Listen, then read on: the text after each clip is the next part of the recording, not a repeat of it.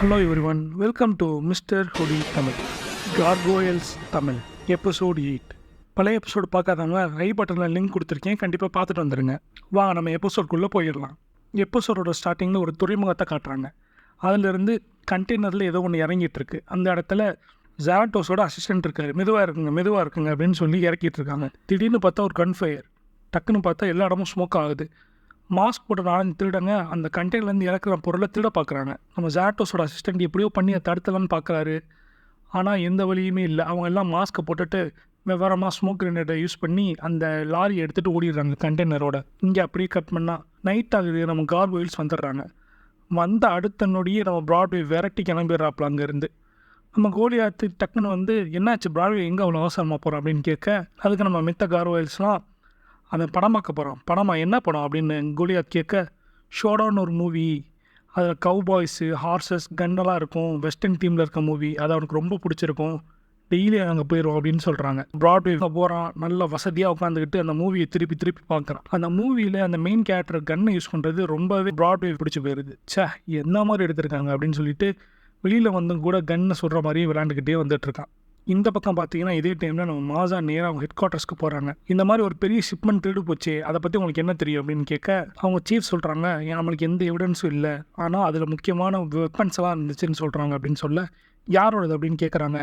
அந்த டைமில் நம்ம ஜாண்டோஸ் அசிஸ்டண்ட்டாக என்ட்ரி கொடுக்குறாரு. மொத்தம் 322 கன் இருந்துச்சு, அதுவும் ஒவ்வொரு சைஸில் வேறு பவரில் அப்படின்னு சொல்ல, நம்ம எலிசாக்கு கிட்டத்தட்ட கண்டுபிடிச்சிடுறாங்க இவங்க தான் ட்ரேகான்னு ஒருத்தவன் தான் கண்டிப்பாக இதை பண்ணியிருக்கணும் அப்படின்னு சொல்ல, நம்ம சீஃப் இல்லை, நம்ம கையில் எந்த எவிடன்ஸும் இல்லை, நம்ம எப்படி அவனை அரெஸ்ட் பண்ண முடியும்னு கேட்டுறாங்க. அங்கே விட்டா நேராக போய் ட்ரேக்கானையும் மீட் பண்ணுறாங்க நம்ம மாசா. உண்மையை ஒத்துக்கோ, நீ தானே எல்லாம் பண்ணதுக்கு. அதெல்லாம் ஒன்றும் இல்லையே, அப்படியே நான் தான் பண்ணியிருந்தாலும் உன்ட்ட என்ன ஆதாரம் இருக்குது அப்படின்னு கேட்டு நக்கல் பண்ணி அனுப்பிடுறான். நானும் உன்னை பிடிக்காம விட மாட்டேன் அப்படின்னு சொல்லிட்டு நேராக வீட்டுக்கு வந்து கன்னை கழட்டி ஹேங்கரில் மாட்டிட்டு சமைக்க போயிருக்காங்க. அந்த டைமில் தான் ப்ராட்வே படம் பார்த்துட்டு வர்றாப்புல. மாசா வீட்டில் இருக்கியா அப்படின்னு கேட்க, வா ப்ராட்வே நீ தானே அப்படின்னு சொல்ல, போய் தற்செயலாக பார்க்குறான். அந்த கன் மாட்டிருக்கிறத பார்த்தோன்னே அவனுக்கு ஒரே ஆசை, உண்மையான கன் தானே, ஒரு தடவை யூஸ் பண்ணி பார்க்கலாம் அப்படின்னு சொல்லி இந்த கன் எடுக்கிறான். சும்மா டூ டூ டூ டூ டூ டூ அப்படின்னு சுட்டு பார்க்குறான். டக்குன்னு பார்த்தா ஒரு சவுண்ட், தெரியாமல் அந்த கன் ஃபயர் ஆயிடுது. ஹட்சன் ரொம்ப பயந்துடுறான். ஐயோ தெரியாமல் பண்ணிட்டேன் எலிசா, மன்னிச்சுக்கோங்க, சாரி அப்படின்னு சொல்லிக்கிட்டே அப்படியே மெதுவாக பார்க்குறான். பார்த்தா எலிசா நின்றுட்டு இருந்தவங்கள காணாம், இடத்துல கிடக்காங்க. ப்ராட்வே பதறிடுறான். ஐயோ தெரியாமல் அவங்கள சுட்டுட்டோம் போலன்னு அவங்கள தூக்கிட்டு விரட்டி பக்கத்தில் ஹாஸ்பிட்டலுக்கு போகிறான். அவங்கள செக்ஷனில் படுக்க வச்சுட்டு அங்கேருந்து ஓடிடுறான். ப்ராட்வே பொறுத்தவரை அவங்க கொண்டுட்டாங்க அப்படின்னு முழுசாக நம்புகிறான். நைட்டு கூட அவன் அந்த கேசல் கூட போகாமல் இருந்துடுறான். இந்த பக்கம் கேசல் இருக்க மித்தவங்கெல்லாம் ஹட்சனையே என்ன வரல அப்படின்னு சொல்லி தேடிட்டு இருக்காங்க. திடீர்னு ஜாண்டோஸ் அசிஸ்டன்ட் அங்கே வரான். கோலியாத்துட்ட அவங்கள்ட்ட ஒரு முக்கியமான விஷயம் சொல்லணும் அப்படின்னு சொல்கிறான். கோலியாத் சீக்கிரம் சொல்லு, சூரியன் உதயம் ஆக போகுது அப்படின்னு சொல்ல, இந்த மாதிரி உங்கள் ஃப்ரெண்டு மாசாவை யாரோ சுட்டுட்டாங்களாம் அப்படின்னு கேட்குறான். அப்போ டக்குன்னு சிலையாயிடுறான். அந்த டைமில் நம்ம ட்ரேக்கான் அந்த கன்னை ஒவ்வொருத்தவங்கள்ட்டையா காசுக்கு விற்றுக்கிட்டு இருக்கான். கன்னை ப்ராக்டிஸ் பண்ணி பார்க்குறான். இந்த கன் ரொம்ப பவர்ஃபுல்லாக இருக்குது, அதுவும் லேசர் கன் இல்லையா, சும்மா தெறிக்க விடுது. மாசாவுக்கு சீரியஸான ஆப்ரேஷன் பண்ணிகிட்டு இருக்காங்க, ஐசியூ வார்டில் இருக்காங்க. அடுத்த நாள் நைட் ஆயிடுது.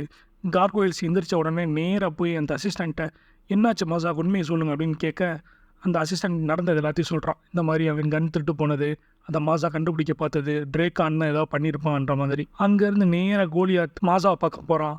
அந்த இடத்துல மாசாவோட அப்பா அம்மா அண்ணன் எல்லாரும் வந்திருக்காங்க. எல்லாருக்குமே ட்ரேக்கான் மேலே தான் சந்தேகம். மாசாவோட விசாரிக்க போனால் அவன் தான் ஏதோ ஒன்று பண்ணிட்டான் அப்படின்னு. கூடயே மாசாவை பார்க்க அவங்களோட சீஃபும் வர்றாங்க. அவங்களும் அதே தான் சொல்கிறாங்க.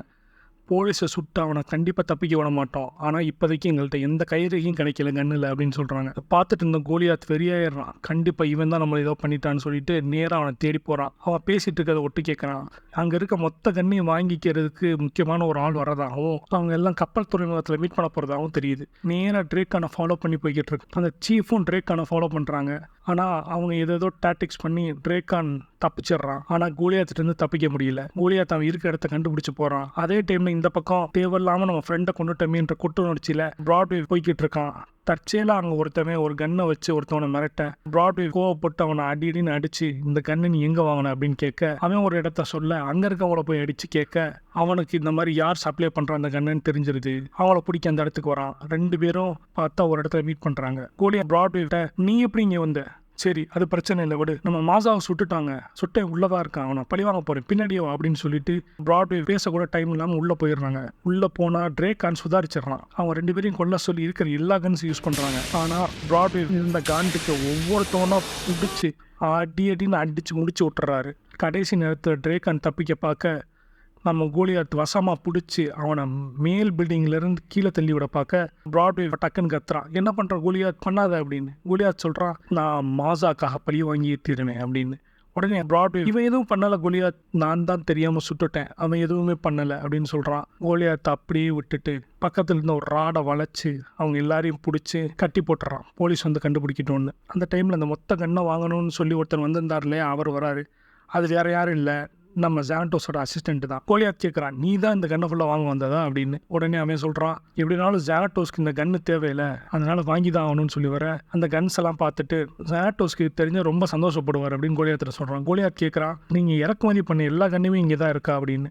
அவன் சொல்கிறான், ஒரு 30 கன்னை மட்டும் தானே, ஆனால் மித்ததெல்லாம் இங்கே இருக்குது அப்படின்னு சொல்லி முடிக்கிறதுக்குள்ளே அந்த கன்னை எடுத்து மித்த எல்லா கன்னையும் வாஷ் அவுட் பண்ணி விட்டுட்டு கையில் வச்சிருந்த கண்ணையும் உடச்சிட்றான். ஜானட்டோஸோட அசிஸ்டன்ட் காண்டாகிறான், ஏன் இப்படி பண்ணுற அப்படின்னு. இது தெரிஞ்சால் ஜானட்டோஸ் ரொம்ப கோவப்படுவார். கோவப்பட்டால் நேராக என்கிட்ட வந்து பேச சொல்லு அப்படின்னு கோலியாத் சொல்லிட்டு உடஞ்ச கண்ணை 4 பேர் ட்ரேக் கான் பக்கத்தில் தூக்கி போட்டுட்டு இது யூடியன்ஸாக வச்சுக்கிட்டோம் அப்படின்னு சொல்லி அங்கேருந்து நேராக போகிறாங்க எலிசாவை பார்க்க. எலிசா ஆப்ரேஷன் முடிஞ்சு கொஞ்சம் கொஞ்சமாக இப்போ தான் ஓகேவாய் கண்ணை முழிக்கிறாங்க. அவங்க ஃபேமிலியெல்லாம் அவங்கள பார்த்துட்டு போக இவங்க 2 பேரும் போய் எலிசாவை மீட் பண்ணுறாங்க. பிராட்வே மன்னிப்பு கேட்குறான், தயவுசெய்து என் மன்னிச்சுக்க எலிசா, என்னால் தான் உனக்கு எல்லாம் அப்படின்னு. எலிசா, அதெல்லாம் ஒன்றும் இல்லை, நானுமே கண்ணை ஜாக்கிரதையாக வச்சுருக்கணும், உன் மேலே மட்டும் தப்பில்லை, என் மேலேயும் இருக்குது அப்படின்னு சொல்ல, அதுக்கு பிராட்வே, நான் ஒன்றுமே பண்ணல, ஆனால் நீ தான் உன் உயிரே கொடுக்குற அளவு போயிடுச்சு அப்படின்னு சொல்ல, அதெல்லாம் ஒன்றும் இல்லை அப்படின்னு சொல்கிறாங்க. அடுத்து ஏதோ பேச வர்றாங்க, அதுக்குள்ளேயும் நம்ம கோலியாத், நீ ரெஸ்ட் எடு பேசாமல், அப்புறம் பேசிக்கலாம் அப்படின்னு சொல்லிட்டு 2 பேர் அவங்க ஹாஸ்பிட்டல் வெளியிலேயே அவங்களுக்கு காவலுக்கு உட்கார்ந்து அங்கேயே சிலையாகிடுறாங்க. தேங்க்ஸ் ஃபார் வாட்சிங். இந்த எபிசோட் உங்களுக்கு பிடிச்சிருக்குன்னு நினைக்கிறேன். கண்டிப்பாக லைக் பண்ணுங்கள், ஷேர் பண்ணுங்கள், சப்ஸ்கிரைப் பண்ணுங்கள். Peace out.